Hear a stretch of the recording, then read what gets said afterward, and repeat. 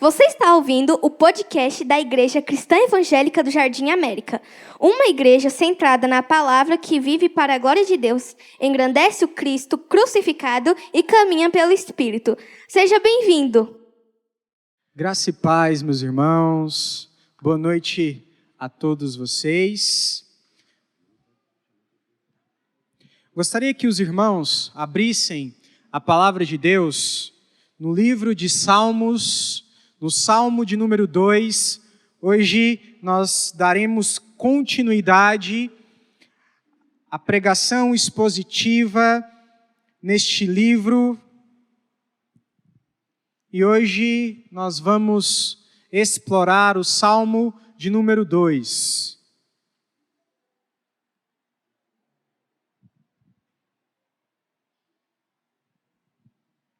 O Salmo de número 2 nos diz respeito à ira e à misericórdia de Deus no reinado de Cristo. Então, se você puder acompanhar na sua escritura, o versículo 1 do nosso Salmo diz assim: Por que se enfurecem as nações e os povos imaginam coisas vãs? Os reis da terra se levantam e as autoridades conspiram contra o Senhor e contra o seu ungido, dizendo: Vamos romper os laços e sacudir de nós as suas algemas. Aquele que habita nos céus dá risada. O Senhor zomba deles. Na sua ira, a seu tempo, lhes falará. E no seu furor os deixará apavorados, dizendo: Eu constituí o meu rei sobre o meu santo monte Sião. O rei diz: Proclamarei o decreto do Senhor. Ele me disse: Você é meu filho, hoje eu gerei você. Peça e lhe darei as nações por herança e as extremidades da terra por sua possessão. Com uma vara de ferro você as quebrará e as despedaçará, como um vaso de oleiro. Agora, pois, ó reis, sejam prudentes. Deixem-se advertir, juízes da terra. Sirvam o Senhor com temor e alegrem-se nele com tremor. Beijem o filho para que não se irrite e não pereçam no caminho, porque em breve se acenderá a sua ira. Bem-aventurados todos os que nele se refugiam. Só até aqui. Que Deus nos abençoe na sua palavra. No final do sermão, nós oramos novamente. Os salmos de número 1 e 2 formam a introdução do Santo Saltério. Se você notar, o Salmo de número 2 termina da mesma maneira que o Salmo 1 começa. Bem-aventurados. Então, estes salmos nos foram dados como introdução ao livro de Salmos. E eles antecipam os grandes temas que permeiam os 5 livros dos Salmos. Entre estes temas, destaca-se o contraste entre os justos e os ímpios, julgados conforme a sua resposta à Torá, a lei do Senhor. O Salmo 2 ressalta a escolha e a defesa do rei israelita por Deus contra as conspirações das nações, apresentando uma perspectiva nacional que contrasta com o enfoque individual do Salmo 1. Esses 2 níveis de mensagem, individual e nacional, convergem em Davi e em Cristo. o Rei dos Reis. Davi, assim como Jesus, foi vindicado. O termo vindicado refere-se àquele que teve sua honra, reputação ou direitos reconhecidos e restaurados após acusações, suspeitas ou dúvidas. Davi foi honrado em seus conflitos com Saul e Absalão. E por fim, em uma escala nacional. De forma semelhante, Jesus foi exaltado em suas batalhas contra Satanás e os fariseus. E em breve será reconhecido universalmente, quando todo joelho se dobrará diante do leão da tribo de Judá. Este salmo nos traz uma esperança escatológica de que a justiça prevalecerá sobre todo o mal, sobre toda injustiça, sobre todo pecado, dor e doença. O contexto do Salmo 2 pode estar relacionado à coroação de Davi como o rei ungido por Deus, prefigurando Cristo, o Senhor que se assentaria eternamente no trono de Davi. A lei de Deus condena os ímpios e suas obras malignas, mas também guia os filhos de Deus à obra redentora de Cristo, tornando-os justos e bem-aventurados pela fé. A lei, ela tem dois aspectos. De um lado, ela condena o pecado e o pecador, mas de outro lado, ela também nos dirige a Cristo Jesus, o nosso Redentor, aquele que cumpriu a lei cabalmente, aquele que é perfeito, e em sua perfeição é atribuído a nós a justiça e a bem-aventurança. A pergunta que este salmo suscita em nós é: qual é o objeto da nossa confiança? Qual é o objeto da sua confiança? Em meio às injustiças fiscais e trabalhistas impostas pelos governantes da terra, onde você depositará a sua esperança? Em meio à injustiça, à aflição, onde você tem depositado a sua esperança? Neste salmo, Deus chama as nações a confiarem nele. E ele nos faz uma pergunta: igreja, onde vocês têm depositado a vossa confiança? É com esse imaginário que entramos neste salmo. Embora os ímpios conspirem contra Deus e o seu ungido, o Senhor faz justiça, exaltando e honrando o rei que ele escolheu diante das nações. Então, acompanhe comigo novamente a leitura dos 3 primeiros versículos do nosso salmo, onde estes reis, os reis da terra, em seu coração tramam contra Deus e o seu ungido. Diz assim: por que se enfurecem os gentios e os povos imaginam coisas vãs? Essa palavra é a mesma palavra para meditam. O imaginário dos ímpios, dos povos da terra, é vão, é nulo, é contra o Senhor.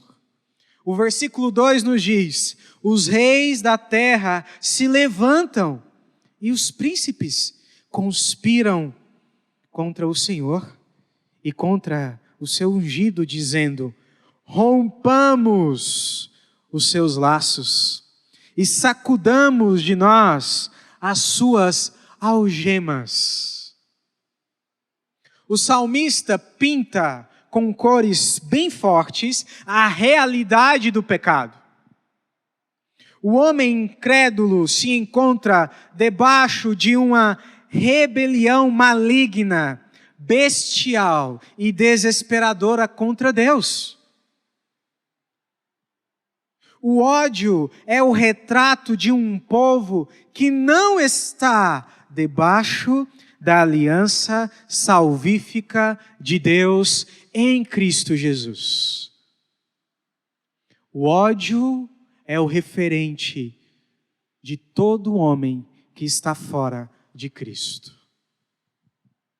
O salmista nos diz que os gentios se enfurecem. A fúria, neste caso, é uma ira pecaminosa, descontrolada, que se alimenta de sangue. É por isso que a objeção dos filhos de Adão em relação a Deus é violenta. Eles são filhos da ira. Eles só podem produzir naturalmente ira, violência, morte. O ódio contra Deus uniu fariseus, saduceus e romanos na conspiração para crucificar Jesus, o Cristo.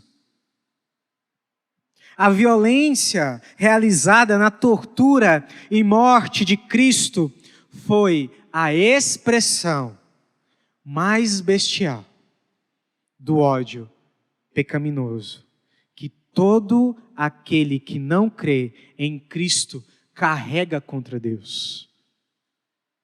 O martírio de Jesus, o sofrimento de Jesus, mostra a nossa capacidade de violência contra o próximo e contra Deus. O salmista nos revela que essas obras de ódio são os frutos naturais dos filhos da ira, que em sua essência odeiam a Deus e o seu povo. Quando digo naturalmente, refiro-me à natureza caída do homem ímpio, que clama incessantemente com fúria pela destruição de Deus e daqueles que lhe pertencem. O salmista começa com uma pergunta: por quê? Se enfurecem os gentios e os povos imaginam e meditam coisas vãs, por quê? A razão oculta da fúria compulsiva dos incrédulos é o pecado que reina sobre eles. O pecado afetou a humanidade de tal maneira que naturalmente passamos a odiar o nosso Criador porque Ele é bom. Nós odiamos a Deus porque Ele é bom. A bondade de Deus é um motivo da fúria pecaminosa das nações contra o seu ungido, como nos mostra o salmista. O incrédulo, ao se deparar com a bondade de Deus revelada em Cristo, é conduzido pelo pecado ao ódio. Não foi assim? Jesus realizava milagres e maravilhas, e a resposta do judeu e dos gentios foi ódio. Foi o grito de crucificam. Essa é a resposta natural do homem a Deus: ódio. Diante da bondade de Deus, a imaginação do homem maligno é levado a uma murmuração cheia de ódio e cobiça constante contra Deus. A qualidade dessa cobiça nos é revelada nos versículos seguintes, onde os reis e os príncipes da terra se levantam e conspiram contra o Senhor. A conspiração, meus irmãos, é o fruto da cobiça de não ter Deus como rei. Onde o pecado reina, a cobiça brota.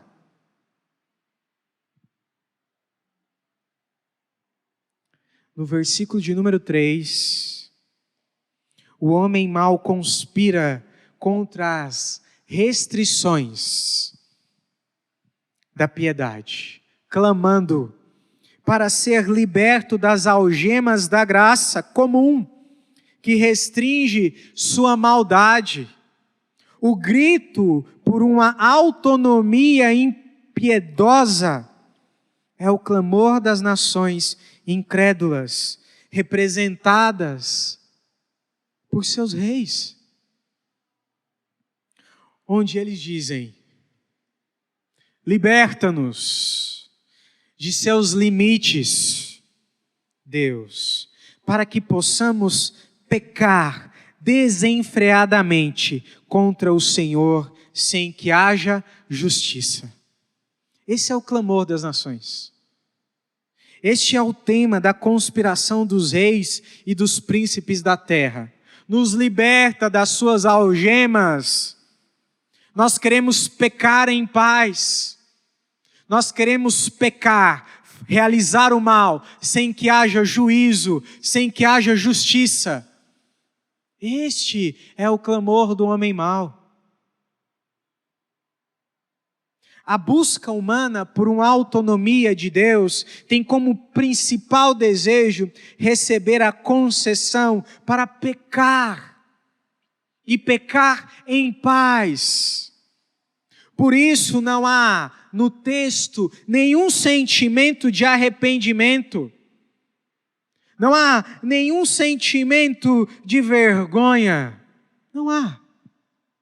O que vemos em seus olhos talvez nem seja o remorso.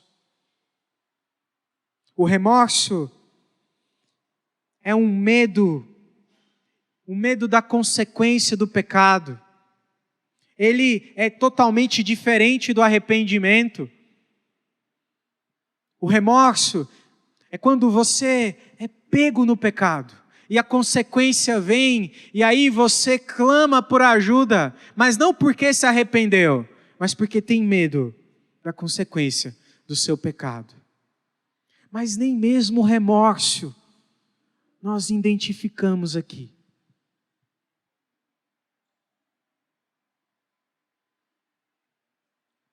Qual tem sido o objeto da nossa meditação, da nossa imaginação? O que tem preenchido o nosso imaginário, o nosso pensamento? Porque o homem mau aqui, ele medita contra o Senhor, ele pensa contra Deus. Qual tem sido o nosso pensamento? Será que temos pensado contra o Senhor? Quando as mazelas da vida nos alcançam, pensamos contra Deus ou clamamos pelo seu socorro? Quando as coisas apertam, quando a doença bate, no que meditamos?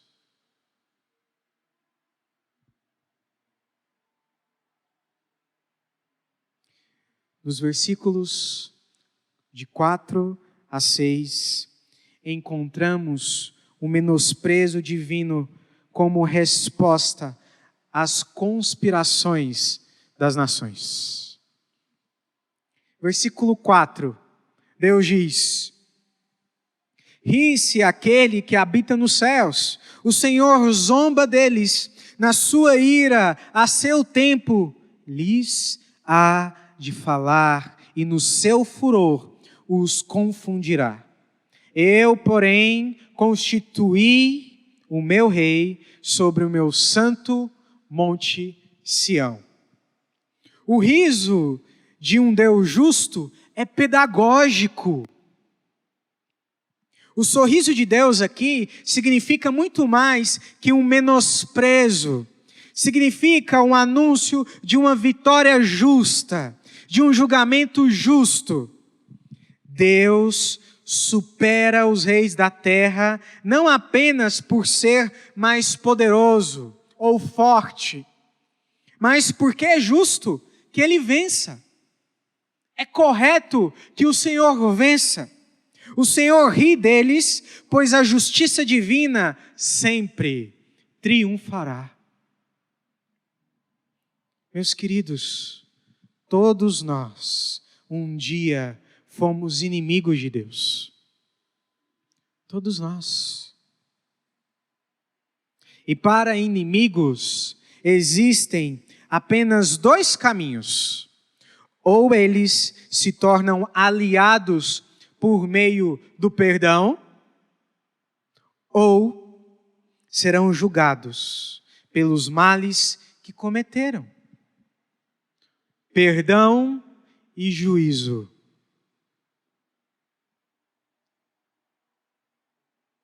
Perdoadas são as transgressões daqueles que estão em Cristo, e julgados por Cristo serão todos os que se recusam a render-se à sua amorosa oferta de amor, perdão e paz. É no sorriso de Deus que encontramos a justiça que tanto procuramos. É na alegria do Senhor. O braço do homem mau não pode abalar o Todo-Poderoso. O riso de Deus proclama um triunfo dos céus sobre os arrogantes e seus planos malignos. O versículo de número 5 nos mostra que a ira de Deus a seu tempo será manifestada. O terror do Senhor assombrará os ímpios, a ponto de confundi-los. Assim como em Romanos capítulo 1, a ira de Deus se revela do céu contra toda impiedade, e impiedade cometida pelos homens, Deus na sua ira confunde os reis da terra, entregando-os ao engano. O juízo de Deus é entregar o povo ao seu próprio coração. O juízo de Deus é entregar o povo ao seu próprio pecado. Deus já tem julgado a nossa nação. Já tem julgado o nosso povo, entregando eles ao pecado e ao engano. Que Deus tenha misericórdia de nós. Que Deus tenha misericórdia do Brasil. Nos livre. Que Ele nos livre desse engano, dessa dureza de coração. Quando você pecar, meu irmão, corra para o Senhor. Peça perdão. Arrepende-se. Arrependa do teu pecado antes que o Senhor te entregue a Ele. Enquanto esses reis malignos da terra e seus povos são seduzidos pelo engano, Deus coroou o seu próprio rei.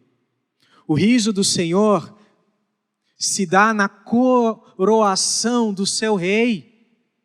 O povo está tramando contra o Senhor e Deus abre um sorriso, porque enquanto o povo trama, Jesus Cristo reina. Em vão essa trama dos homens maus. A palavra original traduzida como constituir contém um significado profundo.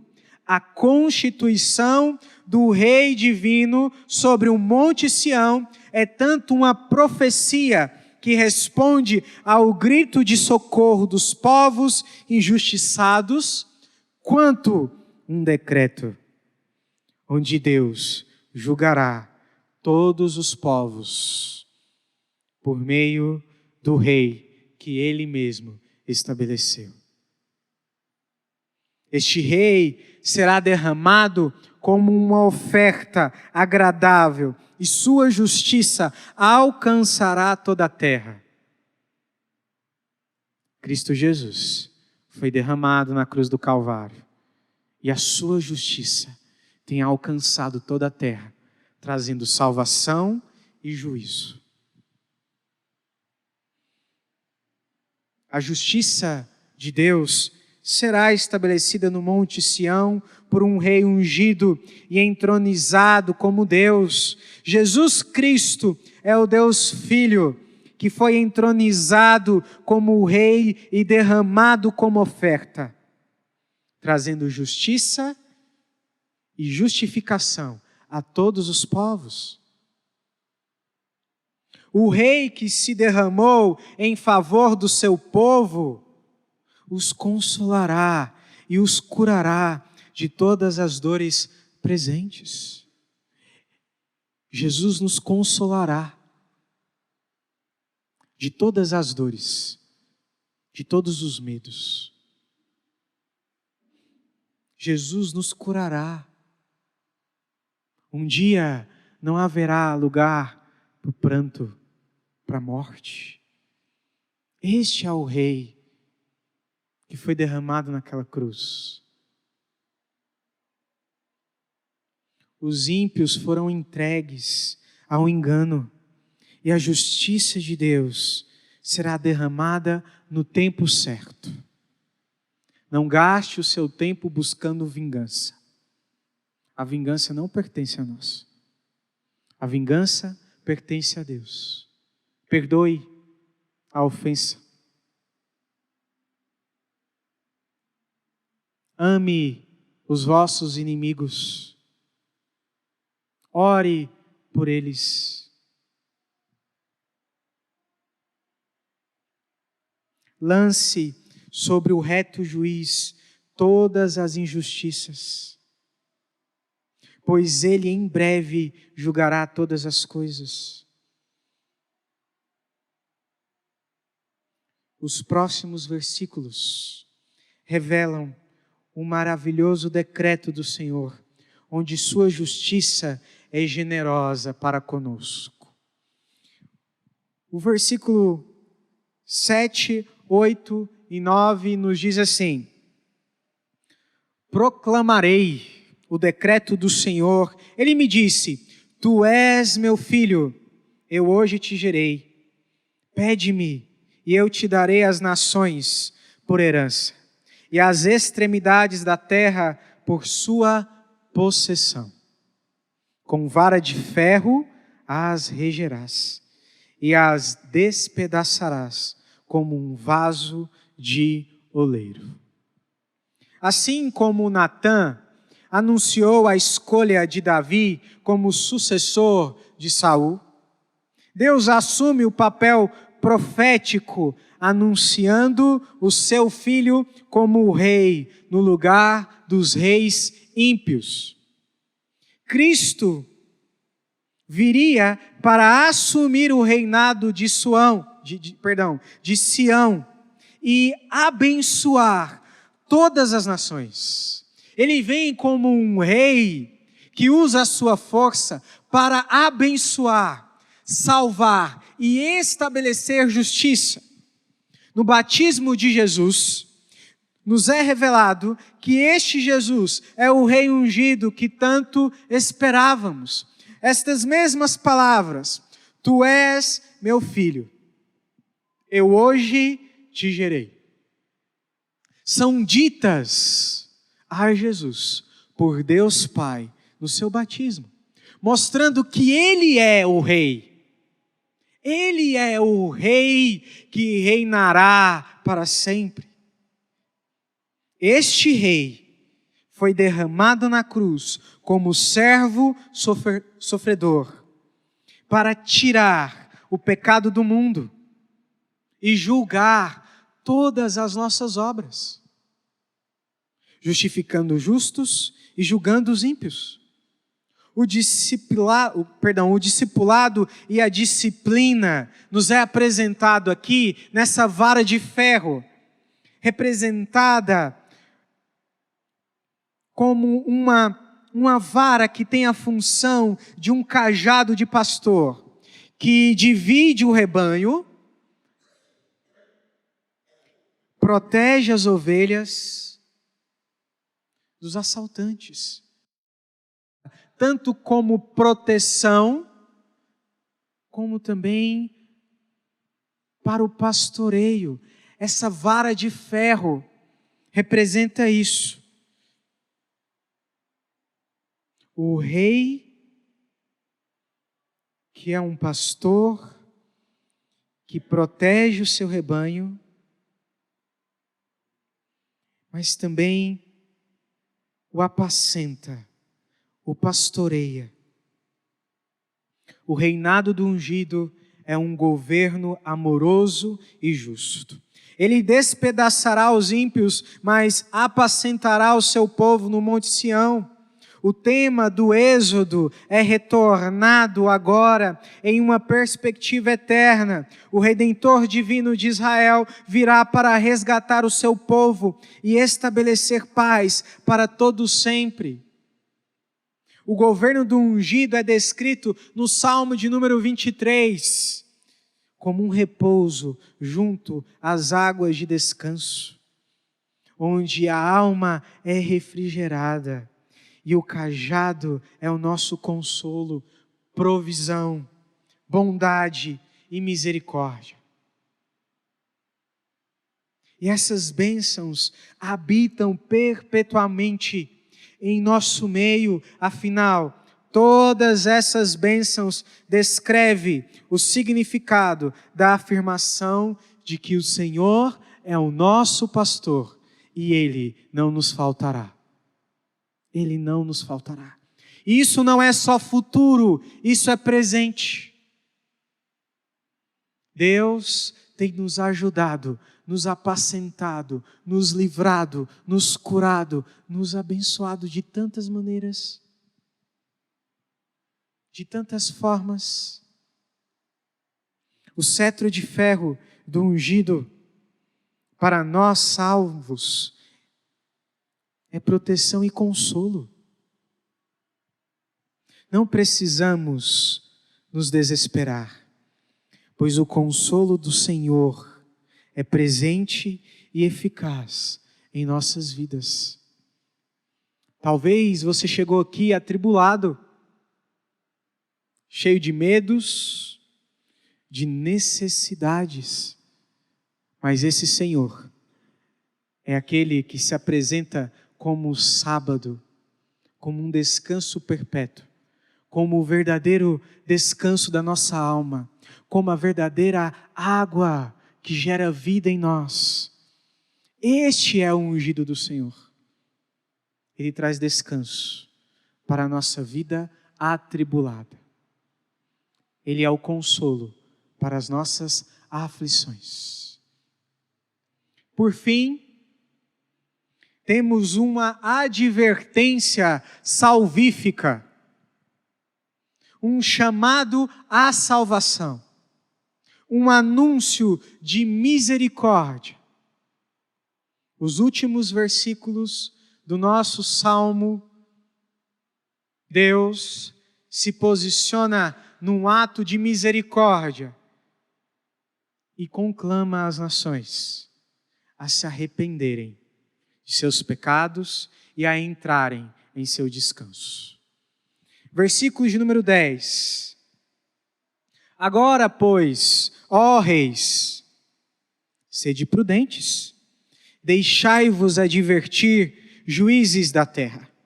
Servi ao Senhor com temor e alegrai-vos nele com tremor.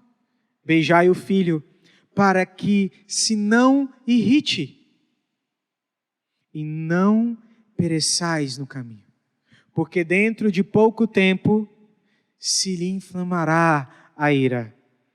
Bem-aventurados todos os que nele se refugiam.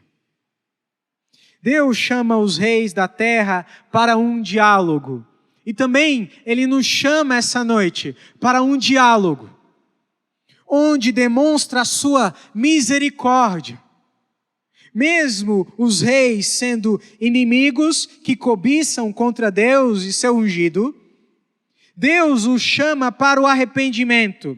Deus os chama à misericórdia, à graça. Neste diálogo, nesta conversa, Deus convida esses reis incrédulos e maus a abandonarem os seus pecados, o seu temor pecaminoso que gera ódio contra Deus e o seu povo, para se converterem ao Evangelho e experimentarem o temor correto que gera adoração, prosperidade, paz e louvor.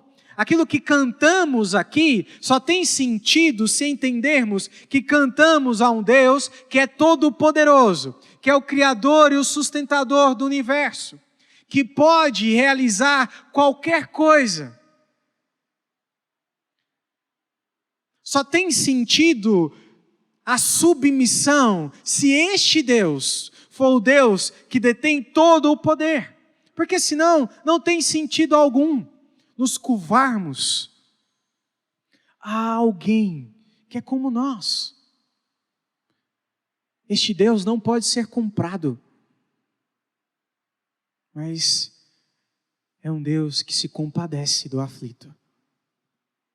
É um Deus que peregrina no deserto com o seu povo, trazendo sustento, proteção, graça, salvação, perseverança, misericórdia. Este é o Deus da paz.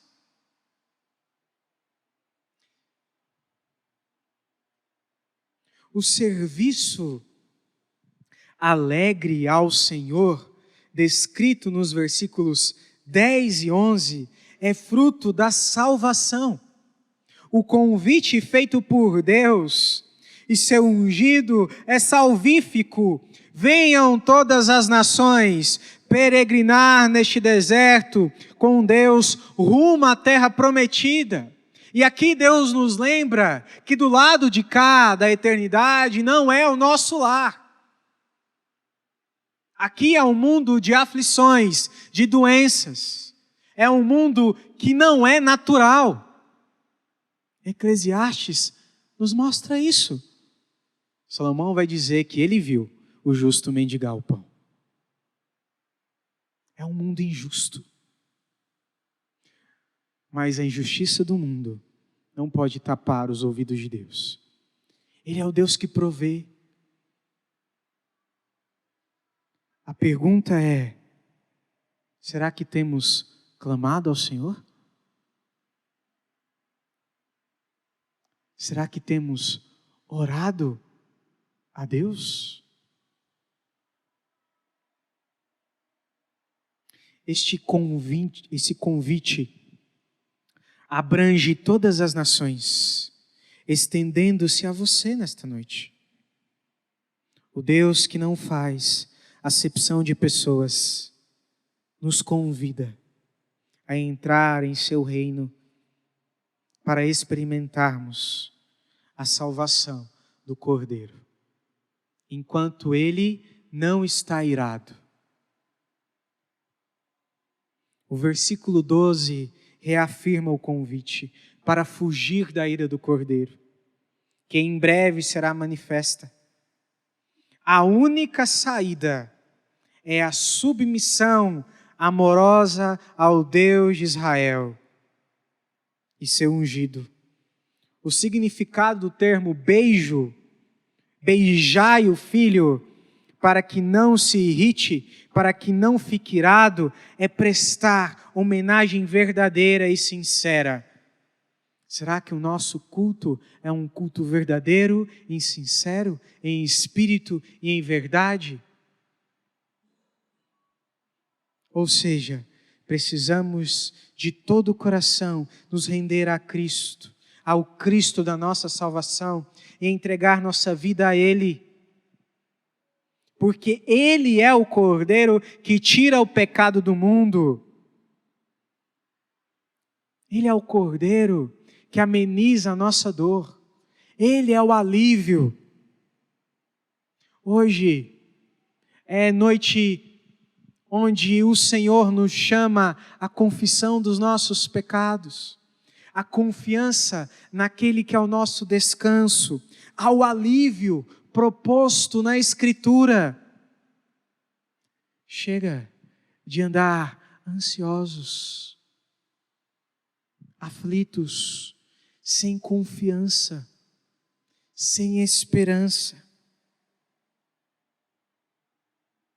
O Senhor nos chama ao seu consolo, que é presente e eterno.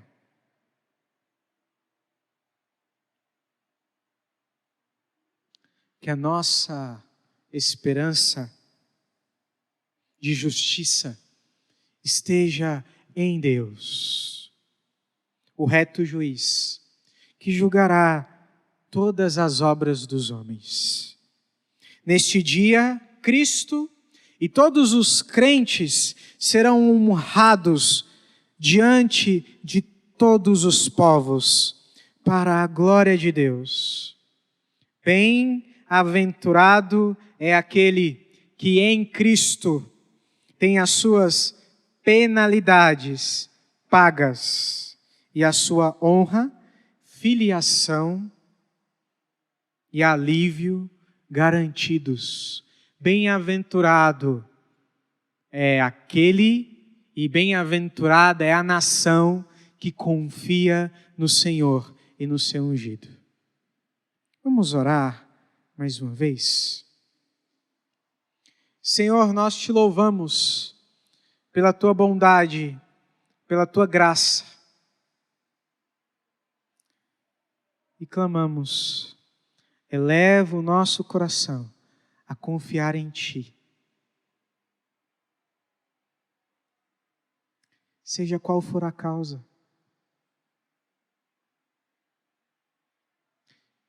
Se estamos doentes, é ao Senhor que recorremos. Se estamos cansados, o Senhor é o nosso renovo. Se necessitamos de provisão, o Senhor é o nosso provedor. Se necessitamos de esperança, para onde iremos nós, se só o Senhor tem palavra de vida eterna? Pai, tem misericórdia de nós e da nossa nação. Rogamos para que esta igreja e também para que esta nação, o nosso Brasil, possa confiar somente no Senhor. Eleva o nosso coração a Ti, de tal maneira que possamos confiar na Tua palavra e nas Tuas promessas. Em Cristo Jesus, assim oramos. Amém.